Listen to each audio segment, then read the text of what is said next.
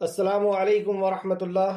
الحمد للہ ان الحمد للہ نحمده ونستعینه ونستغفره ونعوذ باللہ من شرور انفسنا ومن سیئات اعمالنا من يهده الله فلا مضل له ومن يضلل الله فلا هادي له واشهد ان لا اله الا الله واشهد ان محمدا عبده ورسوله رب اشرح لي صدري ويسر لي امري ويسر لي امري ويسر لي امري واحلل عقدة من لساني يفقهوا قولي رب زدني علما رب زدني علما رب زدني آمین یا رب العالمین۔ ہر قسم کی تعریف اور شکر اللہ سبحانہ وتعالیٰ کے لیے لائق اور زیبا ہے، جو ساری کائنات کی تخلیق کرنے والا، ہر مخلوق کی حفاظت کرنے والا اور ہر مخلوق کی ضرورتوں کا پورا کرنے والا ہے۔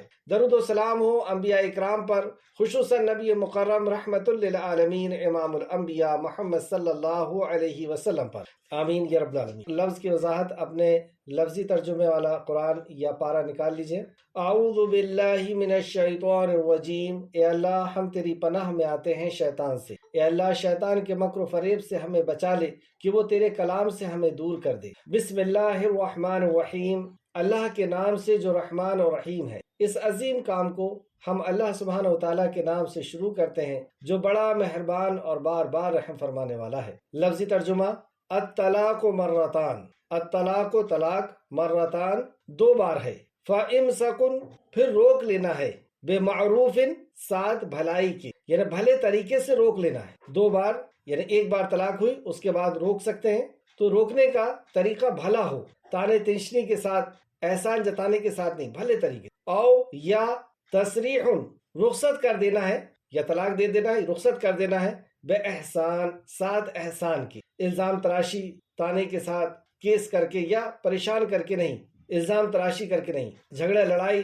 جنگ و جدال کے ساتھ نہیں، بے احسان احسان کے ساتھ۔ ولا اور نہیں، یحل حلال ہو سکتا، لکم تمہارے لیے، ان کے تاخذو تم لے لو، مما اس میں سے جو آتیتموہن دے دیا تم نے انہیں، شیئن کچھ بھی۔ اب جس عورت کو تم نے طلاق دی ہے اسے اگر تم نے کچھ دیا ہے تو تم اسے واپس نہیں لوگے، یہ تمہارے لیے حلال نہیں، یہ تمہارے لیے جائز نہیں۔ شیئن کچھ بھی، الا مگر، ان یہ کہ، یخافا وہ دونوں ڈریں، اللہ کے نہ، یقیما وہ دونوں قائم رکھ سکیں گے، حدود اللہ اللہ کی حدود کو۔ تو اللہ کی حدود کے قائم نہیں رکھ سکنے کا اندیشہ ہے کہ ہم دونوں ساتھ میں رہ کر کے اللہ کی حدود کو پورا نہیں کر سکیں گے، تو ایک رخصتی کی اجازت اللہ رب العزت نے یہاں پہ عطا فرمائی کہ وہ طلاق لے لیں، طلاق دے دیں۔ یہاں تک تو طلاق کا مسئلہ تھا۔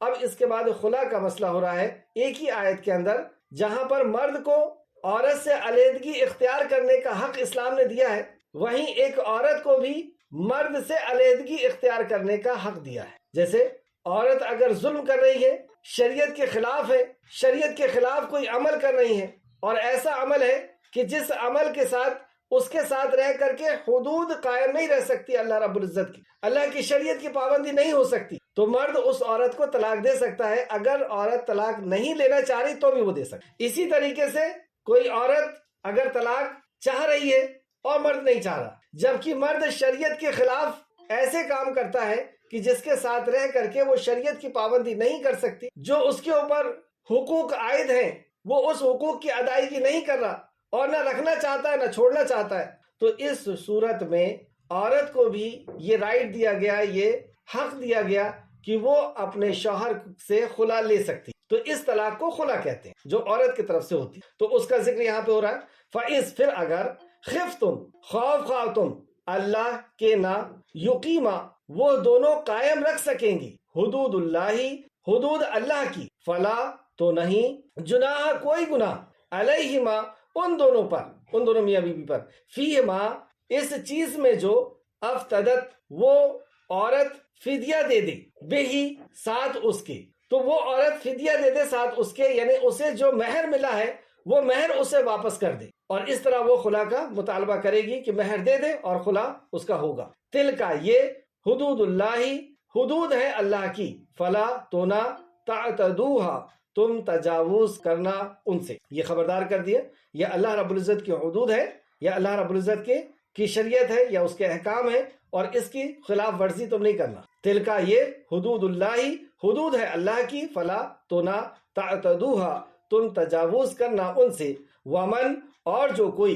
یتعدی تجاوز کرے گا حدود اللہ حدود اللہ کی، فاولئک تو یہی لوگ ہیں، ہم الظالمون یہی لوگ ہیں جو ظالم ہیں، جو گنہگار ہیں، جو ظالموں میں سے، فإن پھر اگر طلقتها وہ طلاق دے دے اسے، فلا تو نہیں، تحل وہ حلال ہو سکتی، لہو اس کے لیے، من بعد بعد اس کے، حتی یہاں تک کہ تنکیہا وہ نکاح کر لے، زوجن شوہر سے، غیرہ اس کے علاوہ۔ اب اس نے طلاق دے دیا ہے تو اب یہ اس کے لیے، یہ اسے بولتے ہیں طلاق بائن۔ تو طلاق بائن اگر ہو گئی ہے، جدائی والی طلاق ہو گئی ہے جس میں رجوع کی گنجائش نہیں، تو اب وہ اس سے نکاح نہیں کر سکتا الا یہ کہ وہ کسی اور مرد سے نکاح کرے۔ اس کی تفسیر میں یہ بات سمجھ میں آئے گی انشاءاللہ۔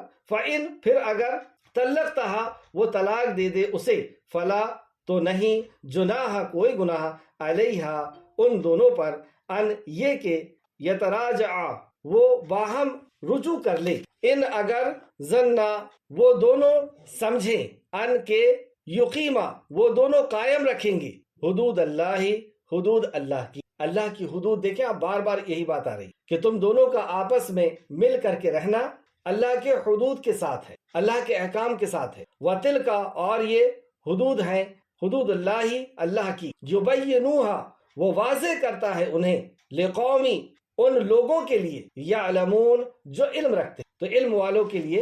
وَإِذَا اور جب طلقتم تم طلاق دے دو، نساء عورتوں کو، فَبَلَغْنَا پھر وہ پہنچیں، اجلہن اپنی مدت کو، مطلب طلاق دے دیے اور مدت کو وہ پہنچ رہی ہیں، یعنی عدت کو وہ پہنچ رہی ہیں، فَأَمْسِكُوهُنَّ تو روک لو انہیں، بِمَعْرُوفٍ ساتھ بھلے طریقے سے، یعنی رجوع کر لو، روک لو انہیں بھلے طریقے سے، او یا سرحوهن رخصت کر دو انہیں، اگر روک نہیں سکتے تو انہیں رخصت کر دو، یعنی طلاق دے دو، بِمَعْرُوفٍ ساتھ بھلے طریقے، معروف طریقے۔ اللہ طلاق کے بعد یہ رائٹ نہیں مل جاتا کہ ہم کسی کو الزام تراشی کریں، کسی کا نقصان چاہیں، کسی کی غیبت اور چغلی کریں، کیونکہ جسے طلاق دیا جا رہا ہے وہ بھی مسلمان ہے۔ ولا اور نہ تم سے کوہن تم روکے رکھو انہیں، درارن تکلیف دینے کے لیے، اور تم تکلیف دینے کی نیت سے بھی اس عورت کو نہیں روک سکتے، لتعتدو تاکہ تم زیادتی کرو، یعنی طلاق دے رہے ہو پھر رجوع کر رہے ہو، پھر طلاق دے رہے ہو پھر رجوع کر رہے ہو، تکلیف دینے کے لیے تو یہ نہیں چلے گا۔ ومن اور جو کوئی یفعل کرے گا، ذالکا ایسا، فقد تو تحقیق، ظلم اس نے ظلم کیا، نفسہ اپنی نفس، تو جو ایسا کر رہا ہے وہ اصل میں اپنی ہی نفس پہ ظلم کر رہا ہے، وہ کسی اور کے اوپر جو ظلم کر رہا ہے اصل میں وہ اپنی نفس پہ ظلم کر رہا ہے۔ مطلب کیا ہوا کہ وہ جو ظلم کر رہا ہے اس کی سزا اس کو ملے گی، اور بعض دفعہ دنیا میں بھی سزا ملتی ہے اور آخرت میں تو ملنا ہی۔ ولا اور نہ تتخذوا تم بناؤ، آیات اللہ اللہ کی آیتوں کو، ہزوا مذاق، تم اللہ کی آیتوں کو مذاق مت بناؤ۔ یہ نکاح اور طلاق اور خلا یہ سب احکام مسائل ہیں، یہ مذاق نہیں ہے نکاح کر لینا اور طلاق دے دینا۔ وَاذْكُرُوا اور یاد کرو، نعمت اللہ کی، علیکم جو تم پر ہے، وما اور جو انزلہ اس نے نازل کیا، جو رحمت اللہ رب العزت نے، علیکم تم پر، من الکتابی کتاب سے۔ سبحان اللہ، کتنی بڑی نعمت ہے کہ ہمیں زندگی جینے کے اصول پتہ چل، والحکمت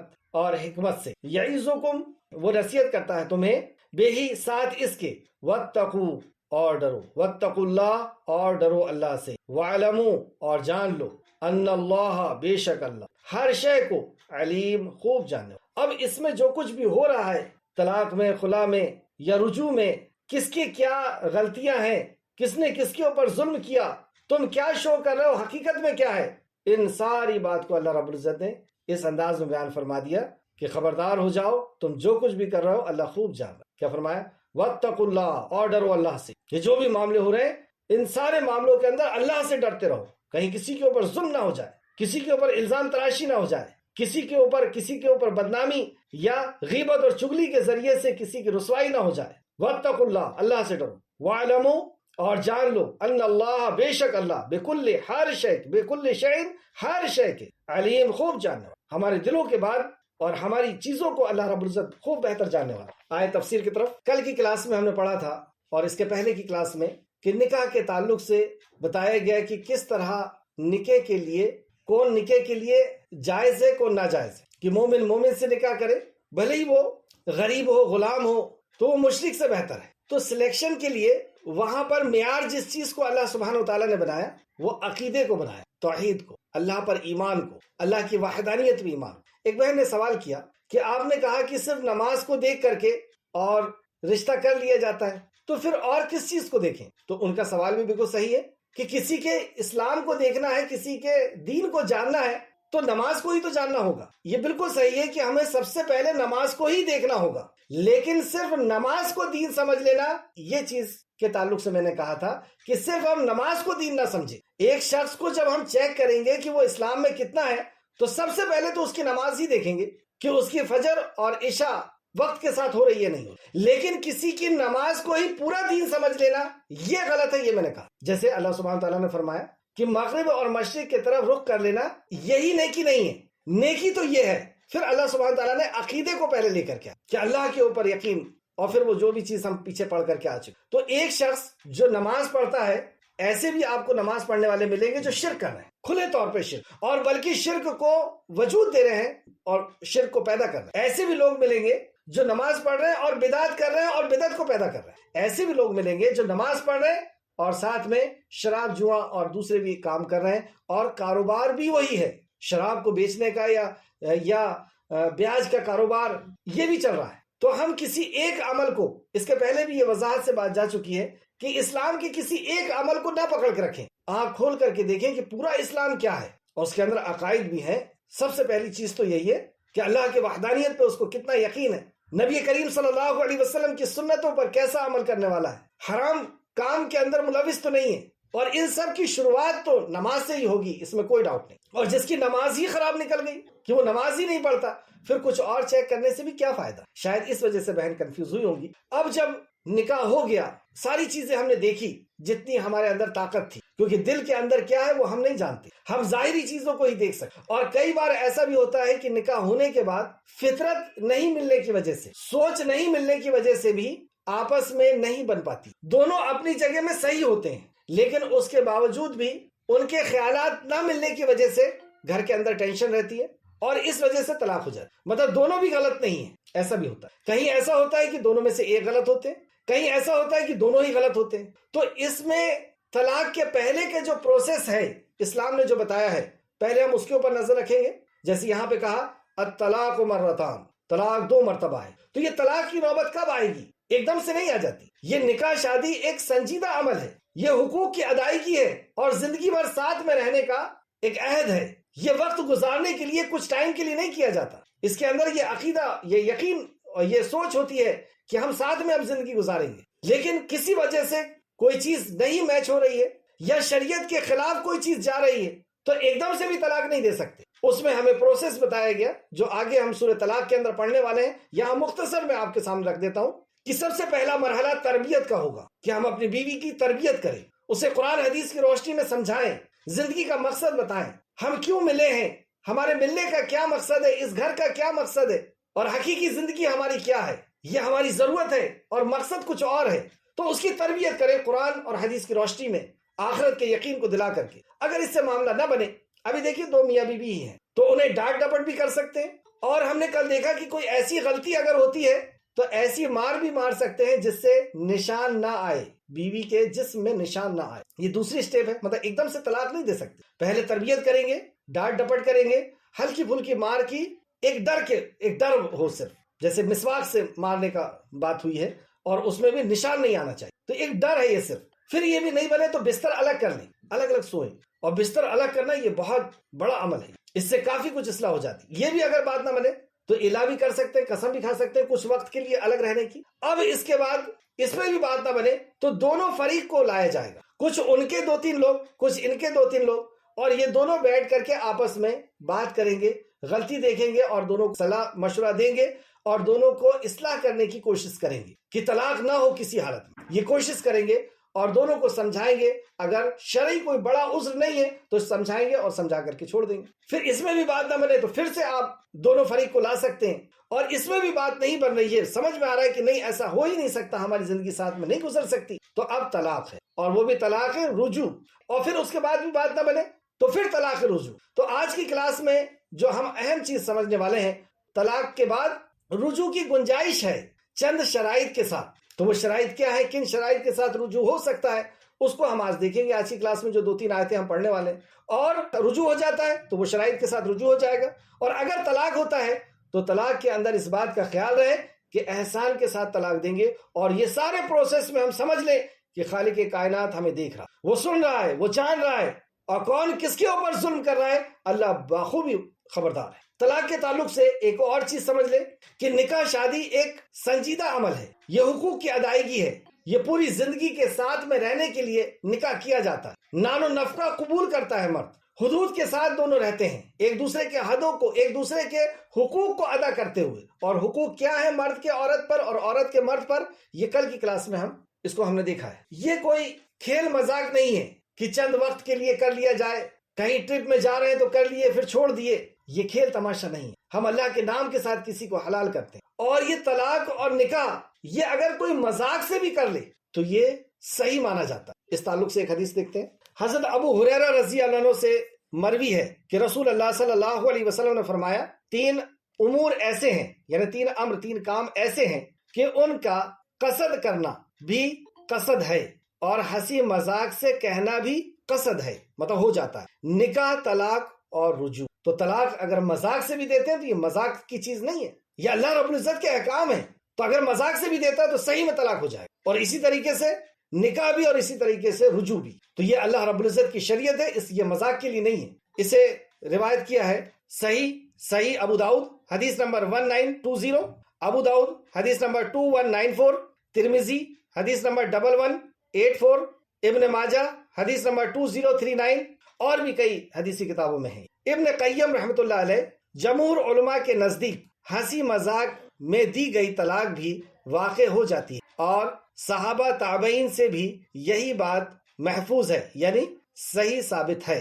علام الموقعین جلد نمبر 3 اور صفحہ نمبر 124 124 میں علامہ ابن قیم رحمۃ اللہ علیہ نے بھی فرمایا. تو ایک چیز تو یہ کہ یہ ایک سنجیدہ عمل ہے, اسے مذاق میں بھی نہیں کر سکتے, اور یہ اللہ کی قانون ہے. دوسرا اس تعلق سے بلا وجہ, کیونکہ اسی آیت کے اندر ہم جہاں پر طلاق کے بارے میں پڑھنے والے ہیں وہیں خلا کے بارے میں بھی پڑھنے والے ہیں کہ عورت بھی کسی مرد کو چھوڑ سکتی ہے اگر وہ اس کے اندر کوئی ایسی چیز دیکھ رہی ہے کہ اس کے ساتھ میں اللہ رب العزت کے حدود کو پورا نہیں کر پاؤں گی. لیکن اگر بلا وجہ کوئی وجہ نہیں ہے اور عورت شوہر سے طلاق کا مطالبہ کرتی تو ایسی عورت کے تعلق سے نبی کریم صلی اللہ علیہ وسلم نے بہت سخت وعید نازل کہ مرد کے اندر کوئی غلطی کمی نہیں ہے, لیکن نہیں بس دل اوب گیا, اب کوئی نیا مرد چاہیے, اس کے پورے حقوق ادا کر رہا ہے لیکن اس کے بعد بھی پیسے ہیں صاحب, اس کو چھوڑ کر کے دوسرا کرنا ہے. تو ایسی عورت کے تعلق سے نبی کریم صلی اللہ علیہ وسلم کا فرمان سنتے ہیں. حضرت ثوبان رضی اللہ عنہ سے مروی ہے کہ رسول اللہ صلی اللہ علیہ وسلم نے فرمایا جو عورت بھی بغیر کسی معقول وجہ کے اپنے شوہر سے طلاق کا مطالبہ کرتی ہے اس پر جنت کی خوشبو بھی حرام ہے, اس پہ جنت کی خوشبو بھی حرام ہے. صحیح ابو داؤد حدیث نمبر 1947 ابو داؤد حدیث نمبر 2262, ابن ماجہ حدیث نمبر 2055, ترمذی 1187. کیوں اتنا سخت سزا؟ وہ تو اللہ رب العزت کا قانون ہے, اللہ جس حکم پر جو سزا دے. لیکن اگر یہ سزا نہ ہو اور عورت صرف ٹائم پاس کے لیے مرد کرتے رہے, اس کے پاس حسن ہے یا خوبصورتی ہے یا دولت ہے اس وجہ سے, تو معاشرے کے اندر کس قدر بگاڑ پیدا ہوگا. 2 بات. تیسری بات جو بہت اہم ہے, طلاق کرانے کی کوشش کرنا, چاہے وہ پہلا ایک ہی نکاح ہو اس کا یا 2 نکاح ہو گئے. اگر کوئی طلاق کرانے کی کوشش کرتا ہے تو یہ عمل کیسا ہے؟ رسول اللہ صلی اللہ علیہ وسلم نے فرمایا جو کوئی بھی کسی عورت کو اس کے شوہر کے خلاف اور غلام کو اس کے مالک کے خلاف اکسائے وہ ہم میں سے نہیں یعنی ہم مسلمان ہیں, وہ ہم میں سے نہیں, مسلمان نہیں. جو کسی عورت کو اکسا رہا ہے کہ تیرا شوہر تو ایسا ہے, تیرا شوہر تو چھوڑ, اس کو طلاق دے, کوئی شرعی عذر نہیں ہے. ہاں کوئی عذر ہمیں سمجھ میں آ رہا ہے کہ ہاں یہ کھلا شرک کرتا ہے, اللہ رب العزت کا باغی ہے, دشمن ہے, منافق ہے, یہ انکار کرنے والا ہے, کفر کرنے والا ہے, یہ بدعت کرنے والا ہے، یہ نماز کا پابند نہیں ہے، یا نماز نہیں پڑھنے والا ہے، یا کچھ ایسا شرعی عذر کوئی نہیں ہے، صوم و صلات کا پابند ہے، نماز روزہ توحید پرست ہے، سب کچھ ہے، وہ اس کی ضرورتوں کو بھی پوری کر رہا ہے، لیکن عورت کو اکسا رہا ہے، چھوڑ اس کو. تو ایسا گھر کو توڑنے والا شخص جو ہے، نبی کریم صلی اللہ علیہ وسلم نے فرمایا کہ وہ ہم میں. جب کوئی میاں بیوی طلاق دیتے ہیں اور شیطان اپنا تخت پانی پہ لگاتا ہے اور اپنے چیلوں کو پہنچا دیتا ہے دنیا میں فساد کرنے کے لیے، اور جب کوئی چیلا آ کر کے اس کا بتاتا ہے کہ میں نے آج یہ کیا، اسے کچھ مزہ نہیں آتا، یہ کیا کچھ اچھا نہیں لگتا. کوئی ایک شخص آ کر کے، ایک شیطان آ کے اس کو بتاتا ہے کہ میں نے میاں بیوی کے بیچ میں اتنی نا اتفاقیاں ڈالی، اس قدر نا اتفاقیاں ڈالی کہ آخر طلاق کرا کے لوٹا. وہ خوش ہو جاتا ہے، اسے اپنے قریب کرتا ہے، اور ایک حدیث کے الفاظ کہ وہ اپنے قریب کرتا ہے یعنی گلے لگاتا ہے. یہ حدیث میں ہم پچھلے کلاسز میں بتا چکا. اس سے کیا پتا چلا کہ اس عمل سے وہ زیادہ خوش ہوا. کیوں؟ دو خاندان کے اندر نفرت پیدا ہوئی، کئی غیبتیں، چغلیاں، مار پیٹ تک کی نوبت آنا، اتحاد اور اتفاق ختم ہوا مسلمان کا، صفوں کے اندر سے دوریاں پیدا ہوئی، اور اتحاد کا ختم ہونا یہ بہت بڑا مسئلہ ہے. اسلام سب سے پہلے اتحاد سکھاتا ہے کہ نماز کلمہ پڑھا اور اب تمہیں نماز جماعت کے ساتھ پڑھنا، اتحاد و اتفاق قائم کرنا. اور پھر دونوں میاں بیوی کی جب ضرورتیں پوری نہ ہوں گی تو معاشرے کے اندر ایک گندگی پھیلے گی. تو اس وجہ سے شیطان جو ہے وہ خوش ہوتا ہے اور اسے اپنے قریب کر. تو اللہ اس عمل سے ہم سب کو محفوظ رکھے. لیکن اگر کوئی شرعی عذر ہی ہے تو وہاں رہ کر کے گھٹ گھٹ کے مر جانا یا جلا دینا، یہ طریقہ اسلام کا نہیں. جیسے کچھ لوگ تنزیہ کہتے ہیں کہ اسلام میں تو طلاق ہے، تو اسلام میں بند کر کے جلا دینا نہیں ہے، قتل کر کے اس کو پھینک دینا نہیں ہے. اسلام میں آزادی ہے کہ تمہاری ہم سے نہیں بن رہی ہے، طلاق لے لو، تم اپنی زندگی الگ جیو، کسی اور سے نکاح کر لو، اور تم اپنی زندگی الگ جیو، کسی اور سے نکاح کر. یہ آزادی ہے، کیونکہ یہ صرف ضرورتیں ہیں یہ دنیا کی. اصل اسے نظر رکھنا ہے آخرت پر کہ میری آخرت کہیں تباہ نہ ہو جائے. جڑتے رہنا، لڑتے رہنا، جڑتے رہنا، یہ اس کے لیے تو ہم پیدا نہیں ہوئے. تو بہرحال اب یہاں پر ہم دیکھتے ہیں کہ طلاق کے تعلق سے اللہ رب العزت نے جب کسی بھی صورت میں نہیں بن پا رہی ہے، یعنی تربیت بھی کر کے دیکھ لیے، ڈانٹ ڈپٹ کر کے بھی، ہلکی پھلکی مار بھی ہو گئی، بستر بھی الگ ہو گیا، قسمیں بھی ہو گئی، اور دونوں فریق نے بھی آ کر کے سمجھا دیا، اب بات نہیں بن رہی ہے، تو ٹھیک ہے، الطلاق مرہ، طلاق 2 مرتبہ، یعنی ایک ہی بار میں دے کر کے تم ختم نہیں کرنا ہے، ابھی راستہ رکھنا ہے. کئی بار انسان اس وقت صحیح فیصلہ نہیں لیتا، غصے میں ہے وہ. جب یہ دونوں جدا ہوتے ہیں کچھ ٹائم کے لیے، عدت جو ٹائم رکھی گئی ہے اس میں انہیں سمجھ میں آتا ہے کہ نہیں، بیوی کا مقام کیا ہے، بیوی سمجھتی ہے کہ نہیں شوہر کا مقام کیا ہے. وہ دونوں سمجھتے ہیں کہ نہیں، بچے بھی ہیں چھوٹے چھوٹے، وہ کیسے جی پائیں گے، وہ کیسے رہ پائیں گے باپ کے بغیر یا ماں کے بغیر. اب یہ ساری چیزوں کے اوپر وہ غور فکر کرتے ہیں. تو ایک دم سے ختم نہیں کرنا. الطلاق مرتان، طلاق 2 مرتبہ. اور ابھی آگے اور اسی آیت کے اندر آنے والا ہے تیسری بار کا بھی طلاق کا ذکر. تو طلاق 2 مرتبہ. پھر یا تو عورتوں کو دستور کے مطابق، یعنی معروف طریقے سے دستور کے مطابق روک لیا جائے، یعنی رجوع کر لیا جائے، واپس اپنے جوزیت میں، اپنے نکاح میں لے لیا جائے، یا بھلے کے ساتھ چھوڑ دیا جائے. تو بھلائی کے ساتھ، بے احسان کے ساتھ اسے چھوڑ دیا جائے، گالی گلوچ کر کے، تانا تشنی کر کے، اور عدالتوں کے چکر لگوا کر کے. اور بعض دفعہ تو اس قدر الزام تراشیاں ہوتی ہیں کہ وہ دوبارہ دونوں کسی اور سے نکاح نہیں کر سکتے. اس طرح دونوں کو بدنام کیا جاتا ہے. تو یہ سب بدنامی اور الزام تراشی، ڈرے ہم اللہ رب العزت. ہم کس کے لیے کیا کہہ رہے ہیں، اللہ رب کوئی نہیں دیکھ رہا، کوئی نہیں جان رہا، لیکن اللہ سبحانہ وتعالی جان رہا ہے. تو بھلائی کے ساتھ اسے چھوڑ دینا ہے. اس آیت کو شان نزول کے ساتھ سمجھیں گے تو بات سمجھ میں آئے گی. شان نزول کسے کہتے ہیں کہ کیا آپس میں معاملے ہو رہے تھے اور پھر یہ حکم نازل ہو، تو بات سمجھ میں آ جاتی ہے کہ اچھا یہ اس کا یہ مطلب ہے. امام ابو داؤد نے اپنی سنن میں ایک باب کا عنوان اس طرح قائم کیا ہے، مطلب انہوں نے اپنے ایک باب کا ہی نام اس طرح رکھا ہے. کس نے؟ امام ابو داؤد نے. ایک چیپٹر کا نام 3 طلاقوں کے بعد مراجعت کے مسنون ہونے کا بیان. اور اس میں آپ فرماتے ہیں پھر انہوں نے حضرت ابو ابن عباس رضی اللہ عنہ سے سورہ بقرہ کی آیت نمبر 228 جو ہم پڑھ رہے ہیں، جو پیچھے کل ہم نے پڑھا تھا، اور مطلقہ عورتیں 3 حیض تک اپنے آپ کو انتظار میں رکھیں اور ان کے لیے جائز نہیں کہ اللہ نے ان کے پیٹ میں جو کچھ پیدا کیا ہے اسے چھپائیں. کی تفسیر میں ابن عباس اس آیت کی تفسیر میں رضی اللہ عنہ کی تفسیر میں روایت کیا ہے کہ جب آدمی اپنی بیوی کو طلاق دے دیتا ہے تو وہ رجوع کا زیادہ حقدار تھا، خواہ اسے 3 طلاق ہی کیوں نہ دے دی، یہاں تک کہ اس آیت سے اسے منسوخ کر دیا. تو یہ آیت منسوخ ہو گئی. یعنی پہلے یہ ہوتا تھا کہ ایک شخص طلاق دیتا تھا پھر رجوع کر لیتا تھا، پھر طلاق دیتا تھا پھر رجوع کرتا تھا، پھر طلاق دیتا، یہ تھا کہ 3 کے بعد بھی وہ طلاق دیتا تھا اور رجوع. تو اللہ سبحانہ تعالیٰ نے فرمایا الطلاق مرتان، طلاق 2 مرتبہ، مطلب بار بار یہی نہیں چلتا رہے گا کہ تم عورت کو پریشان کرنے کے لیے طلاق دو پھر رجوع کرو، پھر طلاق دو پھر رجوع کرو، یہ نہیں چلے گا۔ 2 بار طلاق دو گے اور تیسری بار جب تم طلاق دو گے تو بائن ہو جائے گی، ختم ہو جائے گا۔ تو یہ ابو داؤد نے روایت کیا ہے، حدیث نمبر 2195۔ اس روایت کو امام نسائی نے بھی روایت کیا ہے، نسائی شریف، سنن نسائی 3584 اور امام ابن ابو حاتم نے حضرت عروہ بن زبیر سے روایت کیا ہے کہ ایک شخص نے اپنی بیوی سے کہا، میں نہ تو کبھی تجھے طلاق دوں گا اور نہ کبھی اپنے گھر بساؤں گا۔ اب اپنی بیوی کیا کہتا ہے وہ، نہ میں تجھے طلاق دوں گا نہ گھر بساؤں۔ اس نے پوچھا کہ وہ کیسے، مطلب بیوی پوچھتی ہے وہ کیسے، کہنے لگا تجھے طلاق دے دوں گا اور جب عدت ختم ہونے کے قریب آ جائے گی تو رجوع کر لوں، ایسا اس نے دماغ میں۔ چنانچہ اس نے رسول اللہ صلی اللہ علیہ وسلم کی خدمت میں حاضر ہو کر اس کا تذکرہ کیا تو رسول اللہ صلی اللہ علیہ وسلم نے یہ آیت کریمہ نازل ہوئی، الطلاق مرتان، ابو داؤد حدیث نمبر 2195۔ اب یہ ذاتی نہ کرے کہ بار بار طلاق دے اور بار بار رجوع کرے، تو طلاق اور رجوع کرنے کی اس کو ایک حد دے دی گئی کہ 2 بار تم طلاق دو گے، یعنی 1 بار طلاق دو گے اور عدت کے اندر تم رجوع کر سکتے ہو، اور عدت کے اندر اگر رجوع نہیں کرتے ہو، عدت ختم ہو جاتی ہے تو پھر تم ایک دوسرے کے لیے حرام تو ہو گئے ہو، لیکن نکاح کی گنجائش ہے۔ دیکھیں طلاق ایک ہی اس کلاس میں طلاق کے سسٹم کو ہم سمجھ پائیں یہ تو ناممکن ہے، لیکن ایک موٹی موٹی بات ہم اس کلاس میں سمجھیں گے کہ طلاق دینے سے ایک بار شوہر نے اگر طلاق بول دیا تو رشتہ ختم ہو گیا، اب رجوع کی گنجائش نہیں ہے، ایسا نہیں ہے۔ بس اتنی بات ہم کو آج کی اس کلاس میں سمجھنا ضروری ہے کہ ابھی حدود کے ساتھ، شرائط کے ساتھ رجوع کی گنجائش ہے۔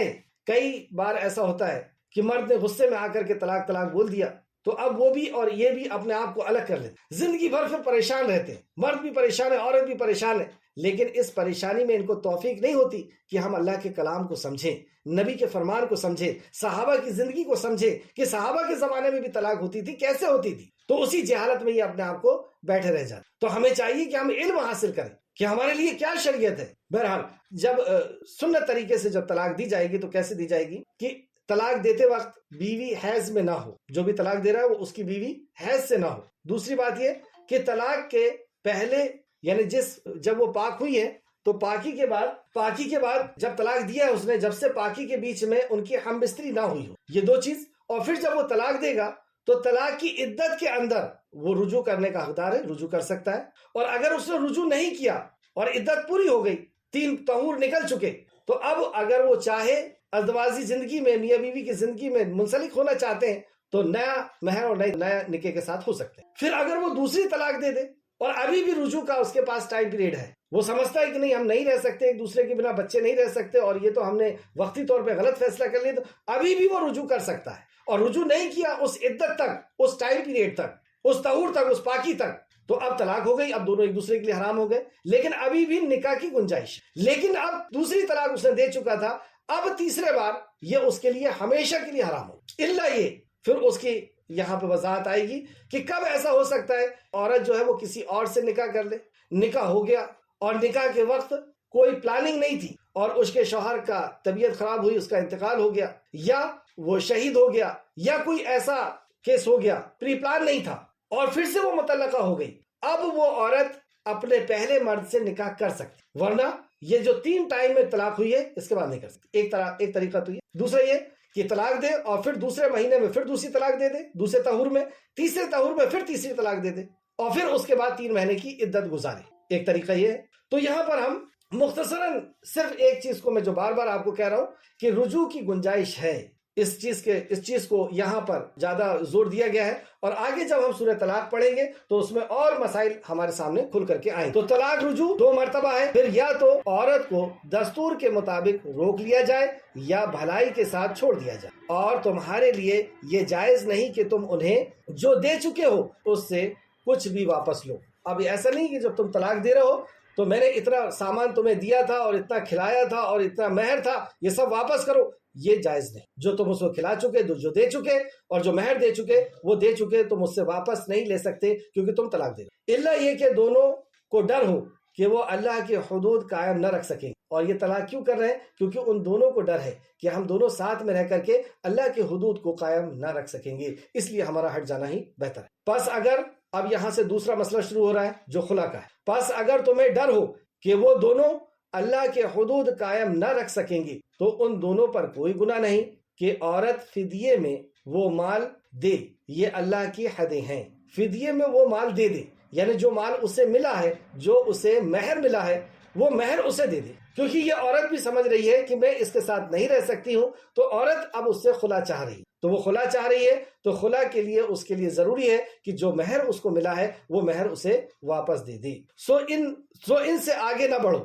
تو یہ اللہ رب العزت کی حدود ہے، ان سے آگے نہ بڑھو. اور جو لوگ اللہ کے حدود کی تجاوز کرتے ہیں، یعنی اس کو پھلانگتے ہیں، اس کے آگے جاتے ہیں، وہی ظالم ہے. یہ اللہ کی حدود ہے، اور اللہ کی حدود کو جو توڑے گا، یعنی اپنے طرف سے قانون بنائے کہ عورت نہیں دے سکتی صاحب خلا، یا مرد دے گا تو وہ ایسے بھی دے سکتا ہے اور ویسے بھی دے سکتا ہے اور ایسا بھی ہو سکتا ہے. تو یہ اللہ کی حدود ہے، اللہ نے قانون نازل ہے. آپ حدیثیں دیکھیں، نبی مکرم نے کس طرح طلاق دلوائی، صحابہ نے کس طرح طلاق دی، صحابیات نے کس طرح خلا کا مطالبہ کیا، اور کوئی مشکل نہیں ہے آج کے اس دور میں. پھر اگر وہ خاوند اسے تیسری طلاق دے، ہاں دیکھیں پھر اب یہاں پہ کیا آ رہی ہے، آیت نمبر 230 کو غور سے دیکھ. پھر اگر وہ اسے طلاق دے، اب الطلاق مرتان، اوپر تو 2 ہو چکی، اب یہاں پہ پھر سے وہ طلاق دے رہا ہے، یعنی یہ تیسری طلاق. پھر اگر وہ خاوند اسے طلاق دے، یعنی تیسری طلاق دے دے، تو اس کے بعد وہ عورت اس کے لیے حلال نہیں.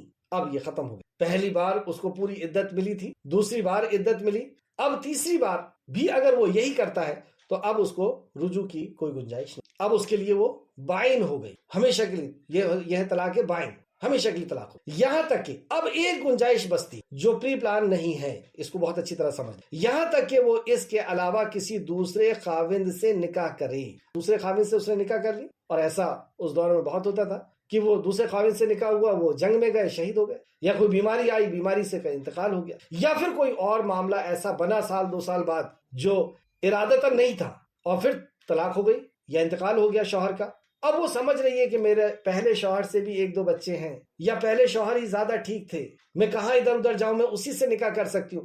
اب یہ گنجائش ہے، یہ یہاں پہ بتایا گیا. لیکن اس سے غلط مسئلہ استدلال کی، اور ایک ایسا مسئلہ نکالا گیا جو بالکل حرام ہے، جو شریعت کے خلاف ہے، جس کو حلالہ کہتے ہیں. یہ جائز حلالہ تھا، یہ حلال ہو گئی وہ عورت اس کے لیے. جائز کیا کہ کسی نے زبردستی اپنی بیوی کو ٹارچر کرنے کے لیے جو ہے نا طلاق دے دیا.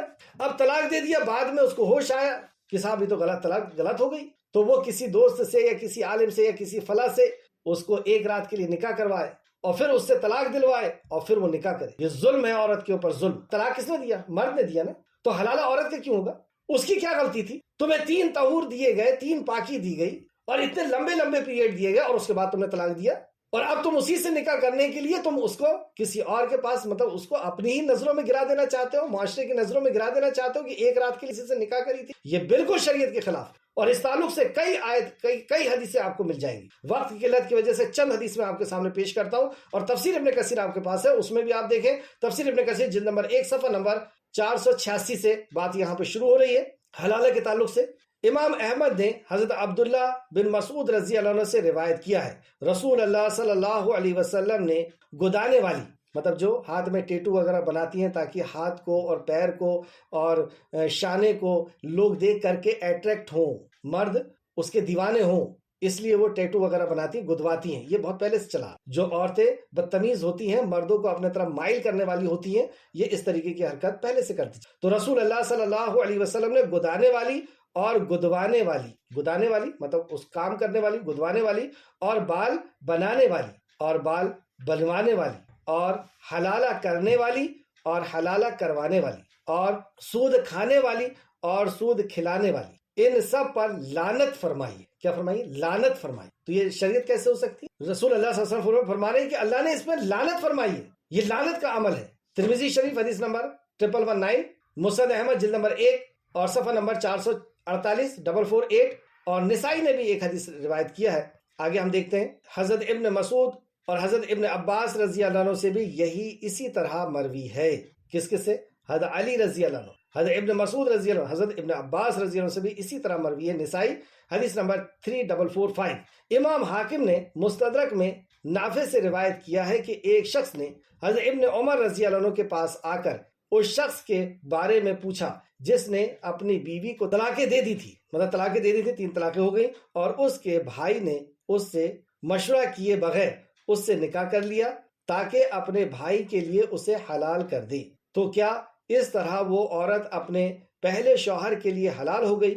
انہوں نے فرمایا، کس نے؟ عمر فاروق، نہیں، وہ حلال نہیں ہوگی، کیونکہ اس صورت میں عورت صرف نکاح رغبت کے حلال ہوتی ہے۔ یہ صورت جو تم نے بیان کی ہے، اس میں رسول اللہ صلی اللہ علیہ وسلم کے زمانے میں زنا شمار کیا جاتا تھا۔ یہ جو تم نے حرکت کر کے آئے ہو، رسول اللہ کے زمانے میں اسے زنا شمار کیا جاتا تھا، یہ حضرت عمر نے فرمایا۔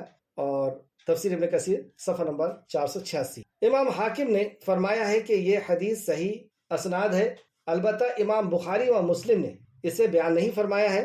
یہ اسلوب بیان کہ ہم رسول اللہ صلی اللہ علیہ وسلم کے زمانے میں اسے زنا شمار کیا کرتے تھے، مرفوع حدیث ہے، مرفوع حدیث کے حکم میں ہے۔ حضرت عمر رضی اللہ عنہ فرمایا کرتے تھے کہ اگر میرے پاس کوئی حلالہ کرنے والا اور حلالہ کرنے والی آئے تو میں ان دونوں کو رجم کر دوں۔ حلالہ کرنے والا کرانے والی اگر آئے گی تو میں اسے رجم کر دوں گا، یعنی زنا کی جو سزا ہے وہ سزا میں اسے۔ تفسیر ابن کثیر صفحہ نمبر 487۔ تو یہ ایک بدترین عمل ہے، اور اس تعلق سے بے شمار حدیثیں آپ کو مل جائے گی جو کس علاقے میں رائج ہے۔ پھر اگر وہ خاوند اس آیت کو پھر سے دیکھیں، آیت نمبر 230، پھر اگر وہ خاوند اس تیسری طلاق دے دے تو اس کے بعد وہ عورت اس کے لیے حلال نہیں یہاں تک کہ وہ اس کے علاوہ کسی اور خاوند سے نکاح کرے۔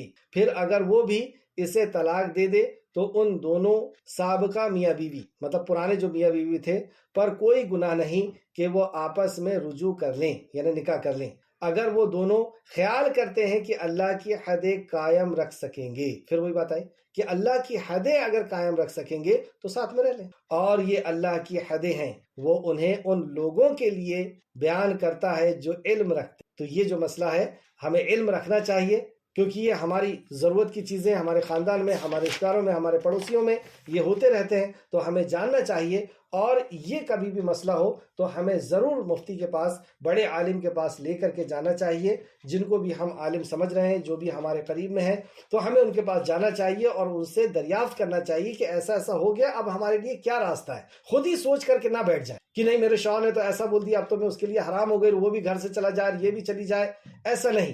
ہم بڑے عالموں کے پاس جائیں، ان سے دریافت کریں، ان سے بتائیں کہ ہمارے ساتھ ایسا ایسا حادثہ ہو گیا ہے، اب اس کے لیے کیا راستے ہیں، تو وہ کئی راستے اس میں نکالتے ہیں اور بتاتے ہیں۔ اور اگر شریعتاً آپ مل سکتے ہیں تو وہ ضرور مشورہ دیں گے کہ آپ اس طریقے سے مل سکتے ہیں، اور اگر شریعتاً نہیں مل سکتے تو علماء اکرام ہماری رہنمائی کریں گے کہ نہیں، یہ نہیں ہو سکتا۔ آگے دیکھتے ہیں آیت نمبر 231۔ اور جب تم عورتوں کو پہلے یا دوسری طلاق دو، یہاں پر بھی آپ غور کریں، اور جب تم عورتوں کو طلاق دو پھر ان کی عدت پوری ہونے کو ہو تو انہیں دستور کے مطابق روک لو یا انہیں دستور کے مطابق چھوڑ دو۔ پھر وہی بات ہے کہ تم دستور کے مطابق رجوع بھی کر سکتے ہو اور انہیں چھوڑ بھی سکتے ہو، طلاق بھی دے۔ انہیں ستانے کے لیے نہ روکو تاکہ تم زیادتی کرو، اور جو کوئی ایسا کرے گا وہ یقیناً اپنے آپ ہی پر ظلم کرے گا۔ اگر وہ عورت کو اس طریقے سے ستا رہا ہے تو وہ اپنے آپ پر ظلم کر رہا ہے۔ کئی لوگ کو کی عادت ہوتی ہے کہ وہ عورت کو ٹارچر کرتے ہیں کہ میں تیرے کو طلاق دے دوں گا، میں تیرے کو چھوڑ دوں گا، اور وہ روتے رہتی ہے، پھر دوسرے دن، پھر کچھ دن بعد یہی۔ تو اس طریقے کی حرکت اور اس طریقے سے کسی کو ستانا، یہ ہم دیکھ لیں کہ اللہ رب العزت جان رہا ہے، اور اللہ بہت محبت کرتا ہے ہر انسان، کئی ماؤں سے زیادہ محبت، اور وہ اس کی بھی دعا سنتا، ہماری ہی دعا سنتا ہے۔ ایسا نہیں، کسی بھی انسان کو اگر ہم ستا رہے ہیں نا تو ایک بار ہمارے ذہن میں یہ بات ضرور آنا کہ اللہ اس سے بھی محبت کرتا، صرف ہماری ہی نہیں سنتا، صرف ہمارے سے ہی محبت نہیں کرتا۔ تو ظلم کرنے سے رک جانا چاہیے۔ اس طریقے سے کسی کو گھر میں لا کر کے، وہ اپنے ماں باپ کو چھوڑ کر کے، اپنے خاندان کو چھوڑ کر کے آپ کے ساتھ آ گئی، آپ کے گھر کو اس نے اپنا گھر سمجھ لیا، آپ کی خدمت، آپ کے ماں باپ کی خدمت، بچوں کی خدمت اس نے اپنی زندگی کا مقصد سمجھ لیا، اور اس کے باوجود آپ اسے اس طریقے سے ٹارچر کریں۔ اللہ ہم سب کو محفوظ رکھے۔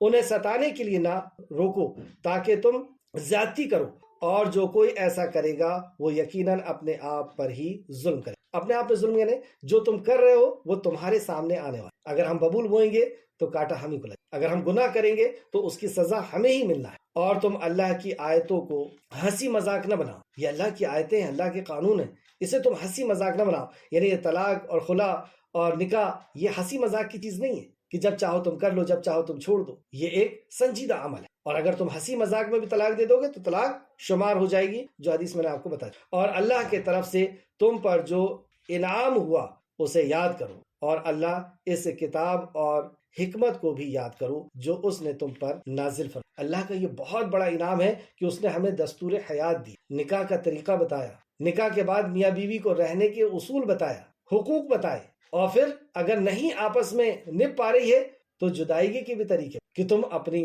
الگ ہو سکتے ہو احسن طریقے سے، اور اپنا جو ہے ازواج زندگی کے لیے منسلک ہو سکتے ہو کسی اور عورت کے ساتھ، کوئی اور مرد کے ساتھ۔ تمہیں آپس میں گھٹ گھٹ کر کے نہیں مرنا ہے، تمہیں جدا ہو جانا ہے، دوسرا نکاح کرنا ہے کہیں اور اللہ رب العزت کی حدود کو پوری کرنا ہے اور آخرت کو ٹارگٹ کرنا ہے کہ آخرت کامیاب ہو، دنیا ہی کے لیے ہم پیدا نہیں ہوئے۔ اور تمہیں اس کی نصیحت کرتا ہے اور تم اللہ سے ڈرو اور جان لو بے شک اللہ ہر چیز کو خوب جاننے والا۔ دیکھیں کتنی زبردست نصیحت ہے، اور تمہیں اس کی نصیحت کرتا ہے کہ تم اللہ سے ڈرو۔ اللہ اس بات کی نصیحت کرتا ہے کیونکہ اس کیس میں جب آپ دیکھیں گے کہ جب طلاق کے معاملے ہوتے ہیں تو وہاں کہیں نہ کہیں ڈر جو ہے وہ اکثر و بیشتر نظر نہیں آتا۔ جب پولیس اسٹیشن میں جائیں گے تو اپنی مرضی سے دھارائیں لگوا رہے ہیں، کسی اس کے خاندان کی طرف جا رہے ہیں، جماعت میں جا رہے ہیں تو بے شمار برائیاں کر رہے ہیں، الزام تراشیاں کر رہے ہیں، بعض دفعہ تو اس قدر الزام تراشیاں کی کیریکٹر تک کو لیس کر دیتے کہ وہ تو ایسی عورت ہے اس لیے میں چھوڑ رہا ہوں، وہ تو ایسا مرد ہے اس لیے میں اس کو، یعنی اس کو زندگی اس کی دوبھر کر دیتے، اس کو تباہ کر دیتے ہیں، اس کے لیے زمین تنگ کر دیتے۔ تو یہ سارے معاملوں کے پیچھے اللہ رب العزت نے خبردار کر دیا۔ اللہ تمہیں نصیحت کرتا ہے، اللہ